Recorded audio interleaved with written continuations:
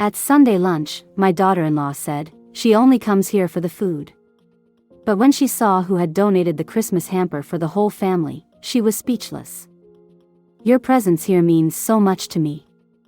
Watch until the end and leave a comment telling me which city you're watching from. I want to see how far my story has reached. She only comes here for the food. The words hung in the air like a foul odor, striking me with such force that my hand froze midway to my mouth, the fork carrying a piece of roast beef suddenly too heavy to lift. My daughter-in-law Amanda's voice wasn't particularly loud, but in that moment, it seemed to drown out all other sounds in my son's dining room. I glanced up, hoping I'd misheard. Amanda was leaning toward my son Michael, her perfectly manicured hand resting on his forearm, her voice now a hushed whisper that somehow still reached my ears.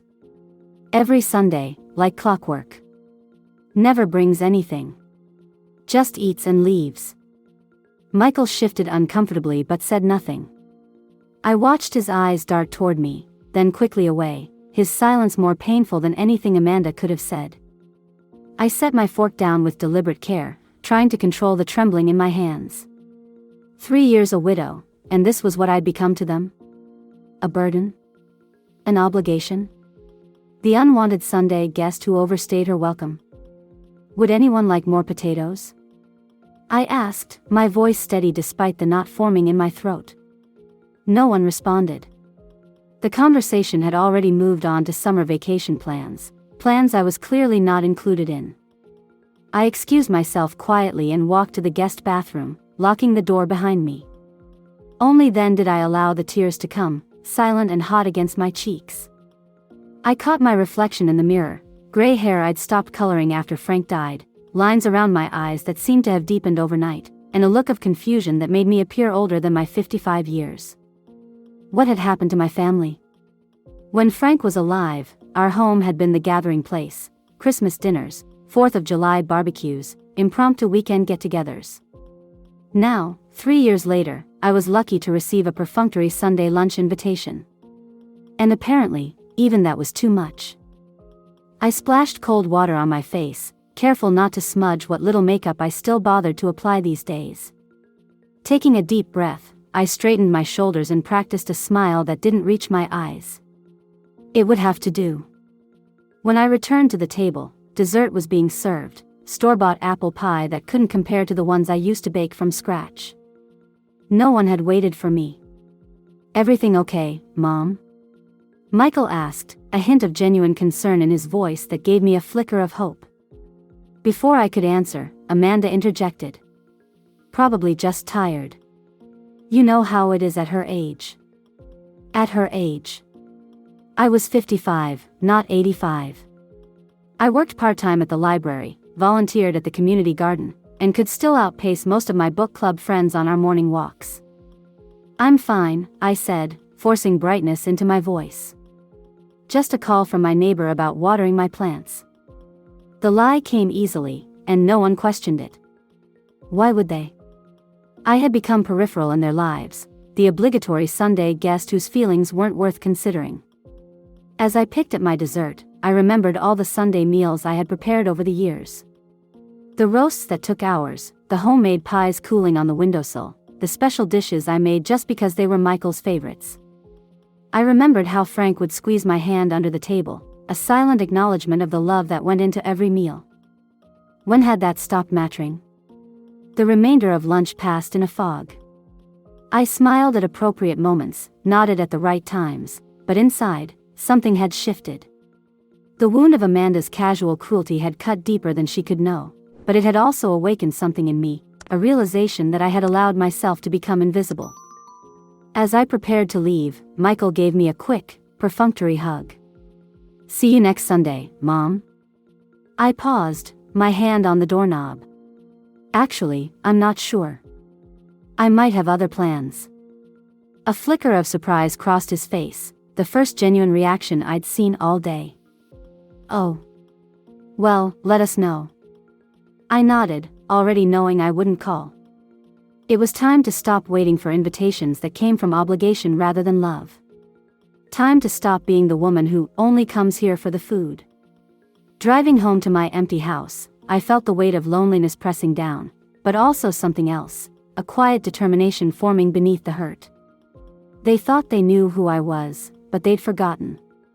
Perhaps it was time to remind them. Or perhaps it was time to remember myself. The next morning, I woke up with swollen eyes and a heaviness that seemed to press my body into the mattress. Frank's side of the bed remained untouched, just as it had been for 3 years. I reached over anyway, my hand finding only cold sheets where his warmth used to be. "What would you do, Frank?" I whispered to the empty room. "They don't want me anymore." No answer came, of course. Just the ticking of the bedside clock and the distant sound of the neighbor's sprinkler system turning on. I forced myself out of bed and shuffled to the kitchen, where I made coffee strong enough to match my mood. My kitchen, once the bustling heart of our family home, felt cavernous now. The large dining table where we'd hosted countless family meals sat empty, a thin layer of dust on its surface telling the story of how long it had been since anyone had gathered there. My eyes drifted to the wall calendar where I'd circled next Sunday and read. Another lunch at Michael and Amanda's. Another afternoon of feeling like an intruder. I walked over and uncapped the marker, drawing a firm X through the circle. As I sipped my coffee, memories flooded back. Christmas dinners with the table extended to its full length, Frank at one end and me at the other, Michael and his college friends squeezed in between, all of us laughing until our sides hurt. Easter brunches with my special cinnamon rolls that Michael would devour straight from the oven, despite my warnings about burning his tongue. 4th of July barbecues where Frank would pretend he was the grill master, though we all knew I was the one who'd marinated the meats and prepared the side dishes. I was the one who'd kept our family connected. Not just with food, but with love, the kind that showed up in handwritten recipe cards, in remembering favorite dishes, in making sure everyone left with containers of leftovers, just in case you get hungry later. When had that stopped mattering? When Frank died, something in our family dynamic shifted. At first, Michael and Amanda had been attentive, bringing meals, checking in, making sure I wasn't alone too much. But gradually, their visits became less frequent.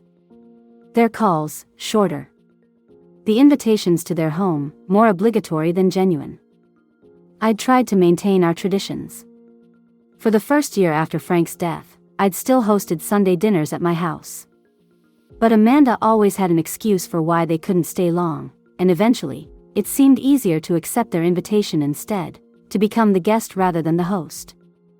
I hadn't realized how much I'd diminished myself in the process. How I'd started bringing less and less to their home, afraid of stepping on Amanda's toes. How I'd stopped offering to help in the kitchen, sensing her irritation. How I'd made myself smaller, quieter, less present, all to avoid being the difficult mother-in-law. And now I was the one who only comes for the food. The telephone rang, startling me from my thoughts. It was Betty from the community garden, asking if I could take her shift on Wednesday. Actually, I heard myself saying, I could take more shifts if you need help. My schedule's pretty open these days. Betty's surprise was evident, but she quickly accepted my offer. When I hung up, something had shifted inside me. A small decision, but it felt significant, like the first step on a new path. I spent the rest of the day cleaning out Frank's side of the closet, something I'd put off for 3 years. Each shirt, each pair of shoes, each faded tie told a story. I cried as I folded them into boxes, but the tears felt different this time. Less about loss, more about release. When Sunday came around, I didn't call Michael.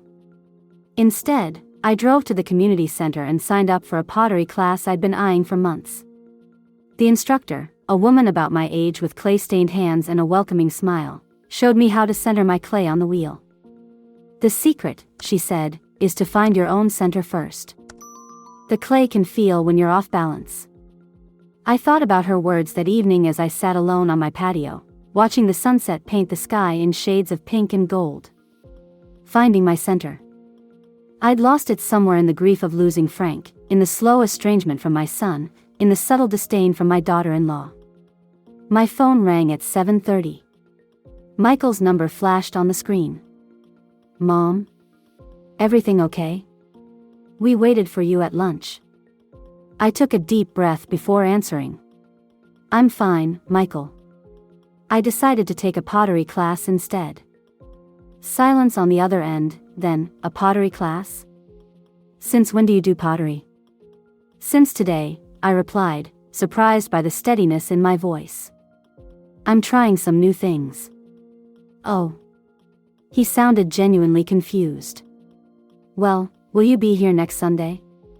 I looked at my freshly cleaned house, at the calendar where I'd marked my new garden shifts, at the pottery class schedule magnetized to the refrigerator. I'm not sure, I said honestly. I'll let you know. As I ended the call, I realized something important. For the first time in 3 years, I wasn't waiting for an invitation. I wasn't making myself available just in case they wanted me around. I was making choices for myself. The pain of Amanda's words still lingered, but alongside it grew something new, a quiet determination to rediscover the woman I used to be. The woman who had been more than just Frank's wife or Michael's mother. The woman who had her own dreams, her own passions, her own life. That night, as I lay in bed, I whispered into the darkness, I'm still here, Frank. And I think it's time I remembered that. Fall turned into winter with surprising speed. The days grew shorter, the air crisper, and holiday decorations began appearing in store windows around town. In years past, I would have already been deep into Christmas preparations, planning menus, buying gifts, and organizing family gatherings. This year, however, something had changed. 3 Sundays had passed since I last sat at Michael and Amanda's table.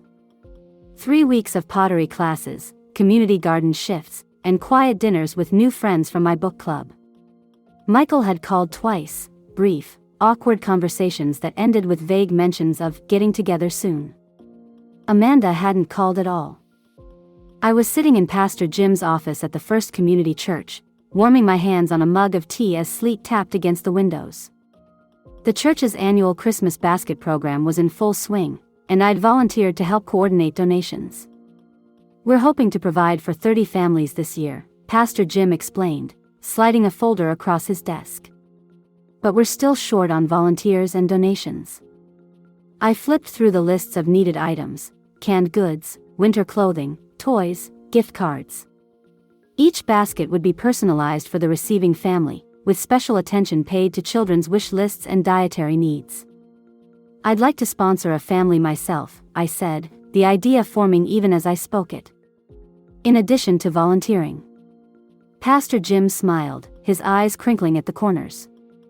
That's very generous, Kathy. Did you have a particular family in mind? I hesitated, an unexpected thought taking shape. Actually, I was wondering, could I sponsor a basket anonymously? For my son's family? The pastor's eyebrows rose slightly. Your son's family? I didn't realize they were in need. They're not really, I admitted. But I'd like to do something special for them. Something they wouldn't expect from me. Something to show them I was more than just the woman who came for the food. Pastor Jim studied me for a moment, then nodded. Anonymity is certainly possible. But may I ask why? I set my mug down, choosing my words carefully. Things have been strained between us lately. Especially with my daughter-in-law. I think she sees me as a burden. My voice caught, and I took a steadying breath. I want to give without expectation. Without them feeling obligated to thank me or include me. Understanding dawned in his kind eyes. Ah, I see. The purest kind of giving. Exactly, I said, relief washing over me at being understood. And I know exactly what to include. Over the next 2 weeks, I threw myself into preparing not just the anonymous basket for Michael's family, but helping with dozens of others for families in genuine need. I worked alongside church volunteers packing canned goods, wrapping toys, and organizing deliveries. For the first time in ages, I felt truly useful, not just tolerated or accommodated, but needed. For Michael and Amanda's basket, I took special care. I found the artisanal coffee Amanda had once mentioned loving but considering too expensive for every day. I tracked down a limited edition Lego set that my grandson Ethan had circled in a catalog. I included a bottle of Michael's favorite whiskey and a handcrafted scarf in the exact shade of blue that complemented Amanda's eyes. Each item was chosen with intimate knowledge and genuine care, the kind that only a mother or grandmother would have. As I placed these treasures in the large wicker basket, I felt a bittersweet pang. These were gifts I would never see opened, reactions I would never witness. But somehow, that made the giving purer, more meaningful. "No card?" asked Ellen, another volunteer, as she helped me wrap the basket in cellophane. "No," I said firmly. "This one stays anonymous." The morning the baskets were to be delivered, Pastor Jim called me into his office again. "I've been thinking about your request, Kathy," he said, his expression serious. "And while I respect your wish for anonymity, I believe every gift should acknowledge its giver." My heart sank. "But the whole point?" He held up a hand. "Hear me out. What if, instead of your name, we include a card that simply says, 'From someone who loves you'? Anonymous, but still personal." I considered this compromise. That could work, I finally agreed. As I watched the volunteers load baskets into cars for delivery, a strange calm settled over me. For weeks, I had been nursing my hurt, letting Amanda's casual cruelty and Michael's silence shape my actions. But preparing this basket had shifted something in me. I wasn't giving to prove a point or to make them feel guilty. I was giving because that's who I had always been, a giver, a nurturer, someone who expressed love through acts of service and carefully chosen gifts. Whether they ever knew the basket came from me or not, I had remembered an essential truth about myself. And that, perhaps, was the greatest gift of all.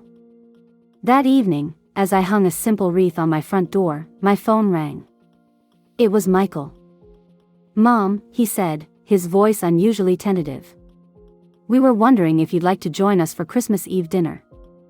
I closed my eyes, feeling the weight of the invitation. Was it obligation? Genuine desire to see me? A mix of both? "I'll think about it," I replied, surprising both of us with my answer. "Can I let you know next week?" The silence that followed told me everything I needed to know about how unexpected my response was. Michael had assumed I would jump at the invitation, grateful to be included. Instead, I had given myself permission to choose. "Sure," he finally said. "Just, let us know." As I hung up, I glanced at the calendar where I'd penciled in, Christmas basket delivery, December 22nd. 2 days before their dinner invitation. I wondered what would happen when that beautiful basket arrived at their door. December 22nd arrived with a flurry of snowflakes that blanketed the town in white. I woke early, a strange mixture of anxiety and anticipation churning in my stomach. Today was the day the Christmas baskets would be delivered, including the one I'd prepared for Michael and Amanda's family. I busied myself with morning routines, trying not to glance at the clock every few minutes. The deliveries would happen throughout the day, with volunteers working in shifts. I had deliberately requested not to be assigned to my son's neighborhood, knowing I couldn't trust myself to maintain the anonymity I'd insisted upon. At noon, my phone chimed with a text from Ellen. First round of deliveries complete. 15 happy families so far. I smiled at her enthusiasm but couldn't help wondering if Michael's family had received their basket yet. Would they appreciate it? Would they wonder who could have known them so well? Would it make any difference at all? I forced myself to focus on other things, preparing a casserole for tomorrow's church dinner, wrapping small gifts for my pottery class friends, responding to Christmas cards that had arrived from old colleagues. Still, my thoughts kept circling back to that basket and what it represented.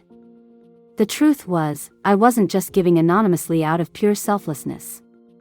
Part of me, a part one wasn't entirely proud of, wanted them to realize what they'd been missing.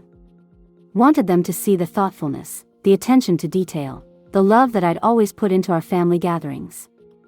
Wanted them to recognize my value beyond just being the predictable Sunday lunch guest. Was that wrong?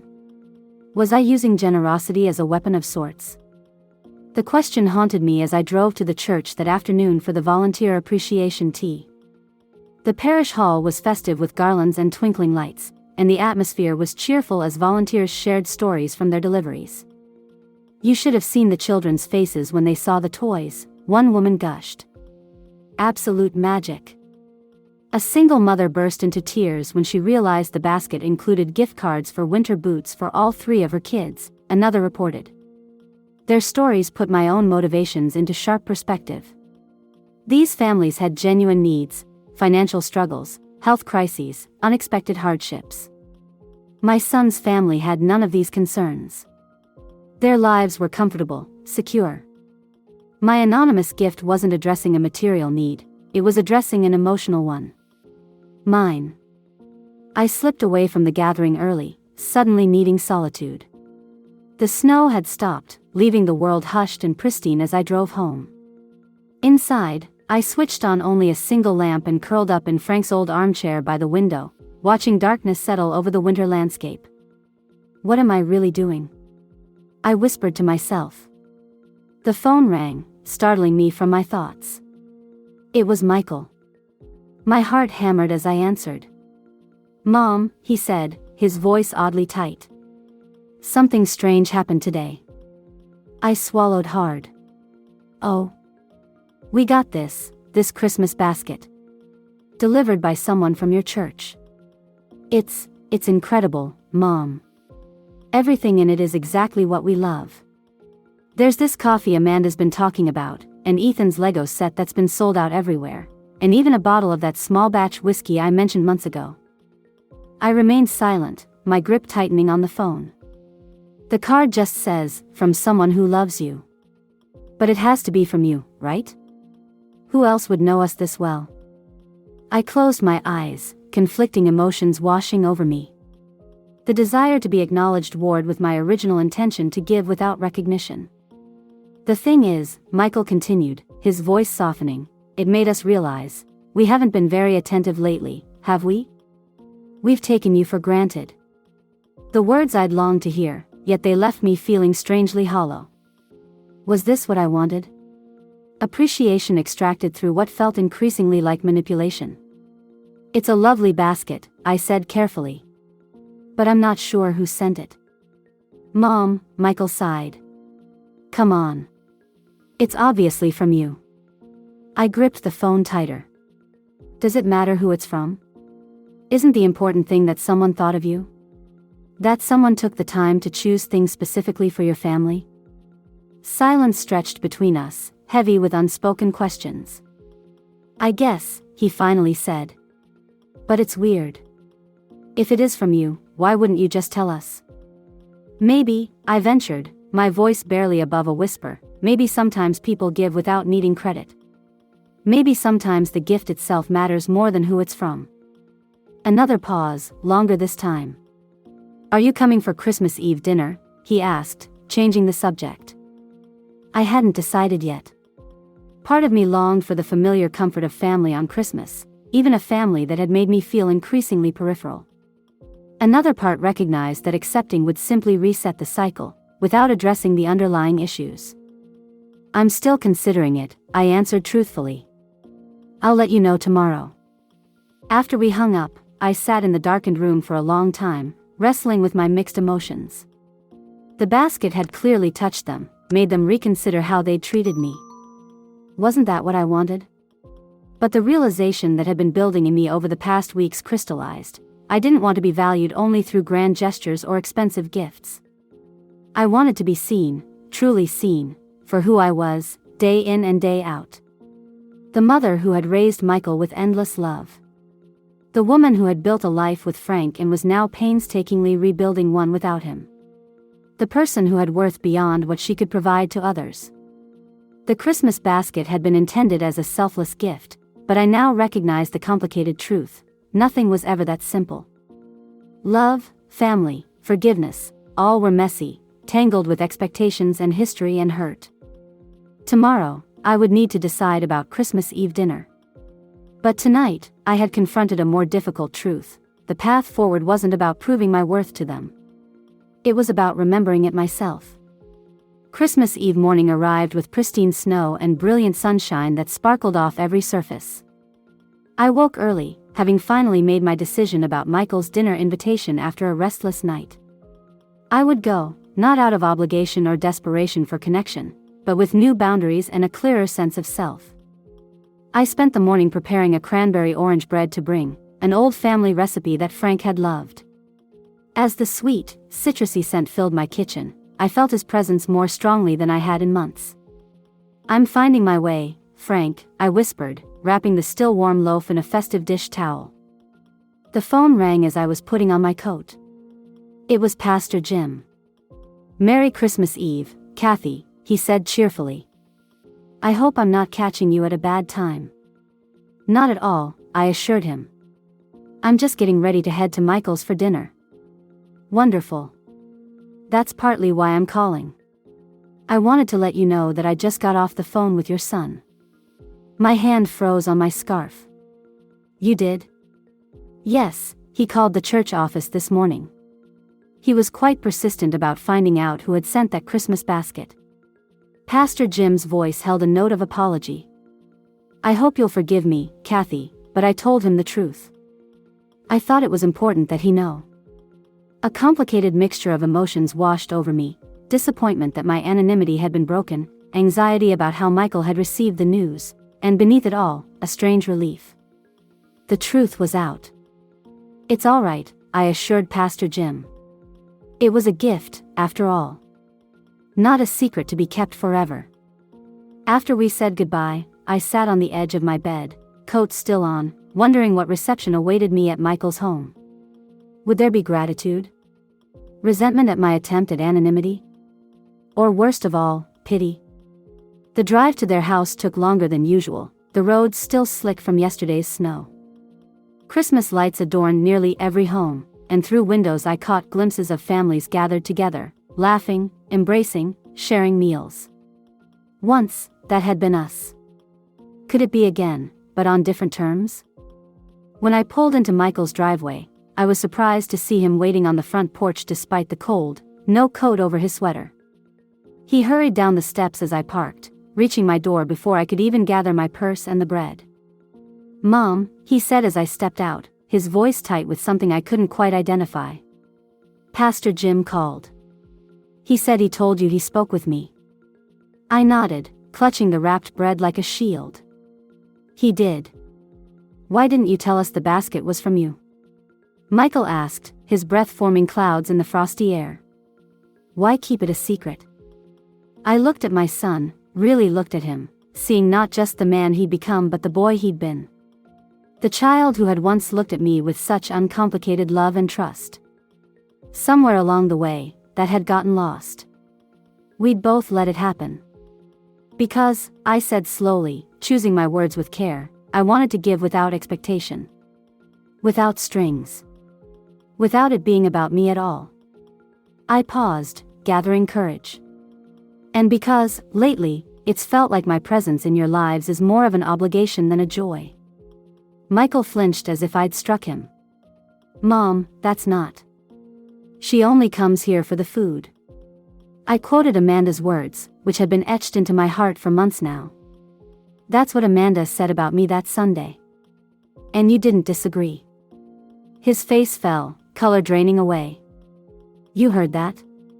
"Mom, I'm so sorry. I should have said something." "Yes, you should have," I agreed, my voice gentle but firm.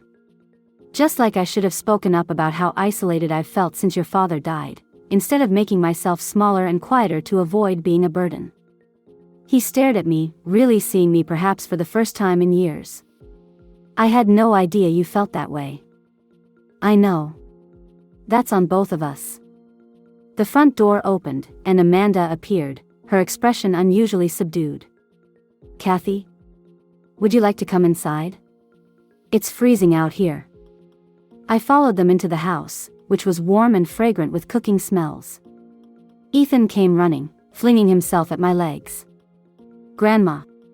Did you see what Santa's helper brought us? The Lego Death Star. The biggest one." I smiled, ruffling his hair.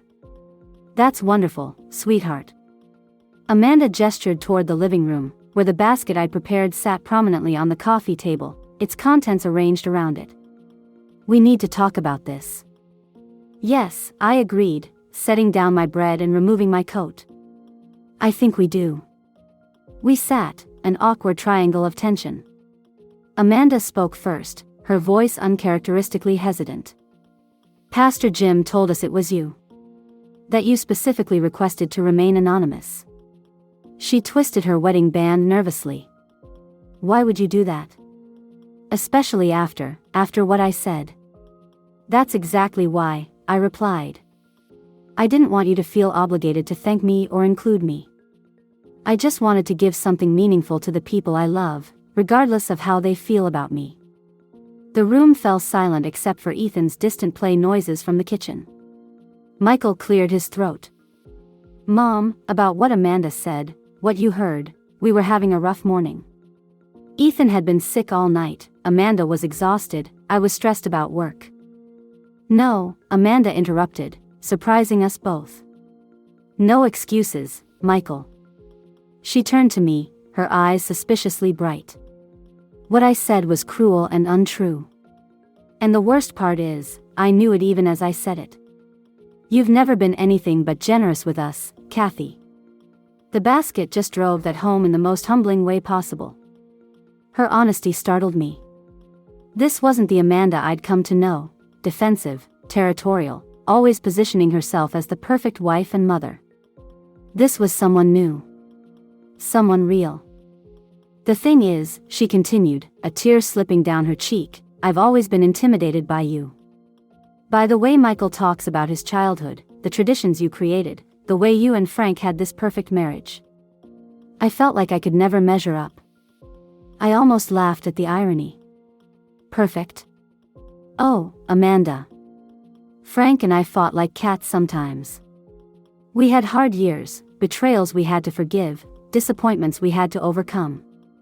And as for motherhood, I made so many mistakes with Michael. Not from where I'm standing, she said softly. As I looked between them, I realized something important. We had all been acting from our own insecurities, our own fears. And in doing so, we'd created exactly the disconnection we most feared. Maybe, I suggested carefully, we could start over. Not pretending everything is perfect, but being honest about what we need from each other. Michael reached for my hand, then Amanda's, forming a circle. I'd like that, Mom.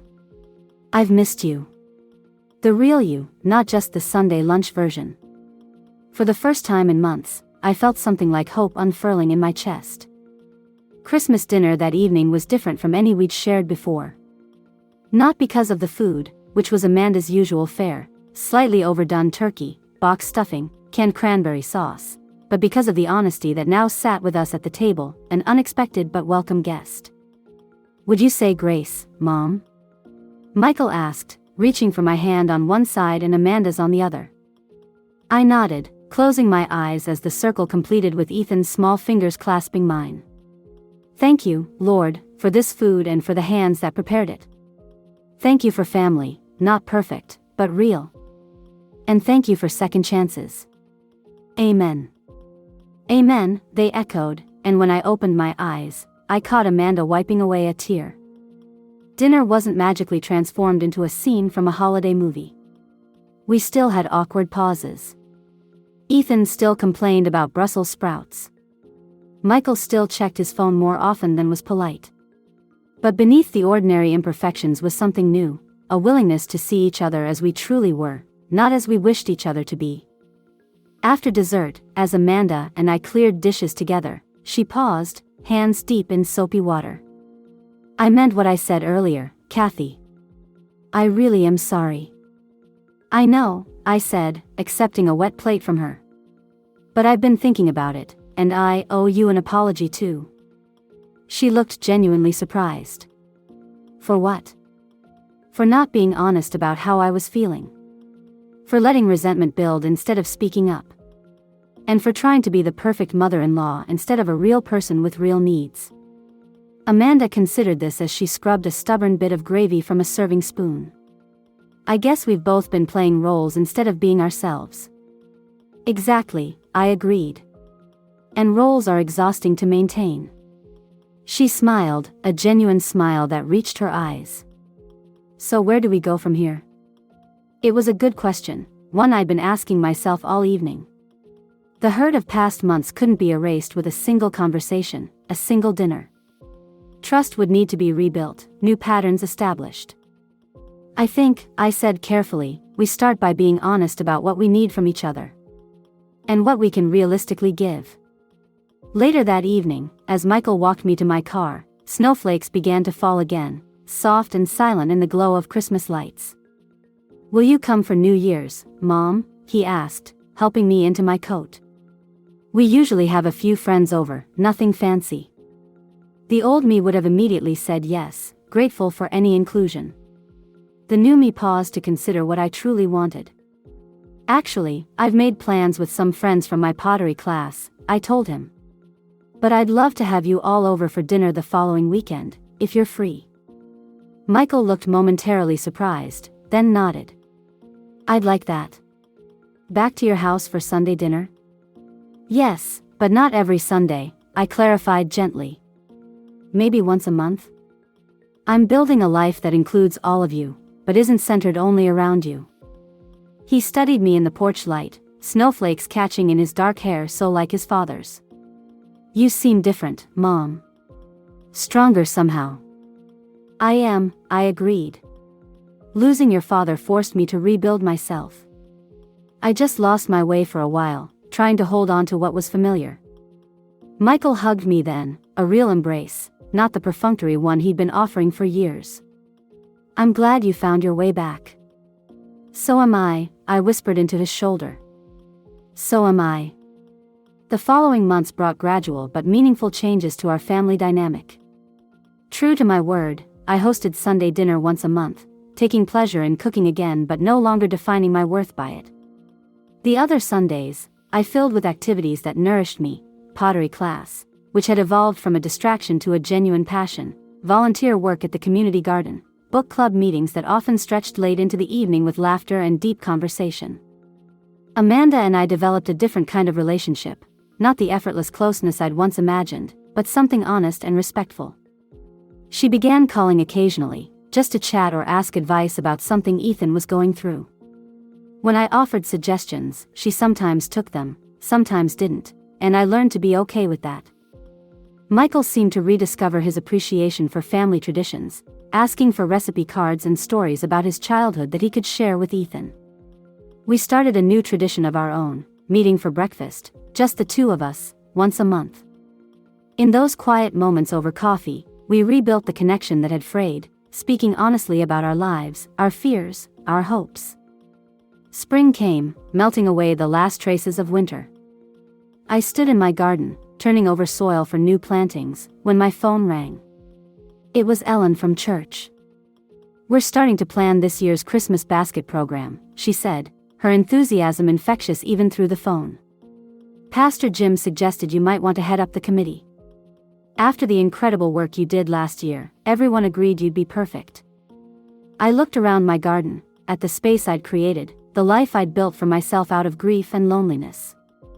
At the tomato seedlings I was nurturing, fragile now but with the promise of abundance to come. "I'd be honored," I told her.